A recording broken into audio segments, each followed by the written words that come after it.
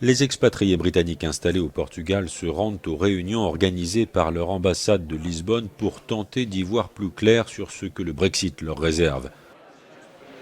En tout cas, quelle que soit la nature du Brexit, avec ou sans accord, le gouvernement portugais s'engage à exempter les touristes britanniques de visa et à maintenir les droits des résidents permanents installés au Portugal. En ce qui me concerne, j'ai été rassurée sur l'accès à la santé, le permis de conduire et les voyages, alors que les informations sur Internet m'avaient plutôt troublée.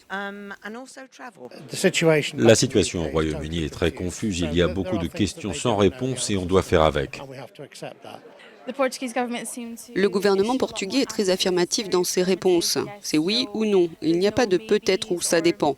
À mes yeux, aujourd'hui, il est beaucoup plus facile de travailler avec le gouvernement portugais qu'avec le gouvernement britannique.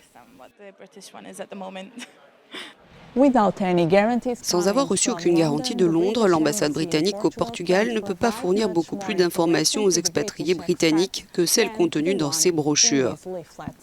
Mais le gouvernement portugais a déjà rassuré les résidents britanniques. Même en cas d'un Brexit sans accord, ils conserveront leur droit de résidence. Le ministre de l'économie portugais Pedro Silva Vieira a pris ce jeudi l'engagement que les ressortissants britanniques installés au Portugal conserveraient l'accès aux soins de santé même en cas d'un Brexit dur. C'est rassurant pour notre communauté et c'est la réciproque de notre engagement à l'égard des résidents européens au Royaume-Uni. Le gouvernement portugais compte par ailleurs mettre en place aux frontières des couloirs exclusivement réservés aux touristes britanniques pour faciliter leur passage.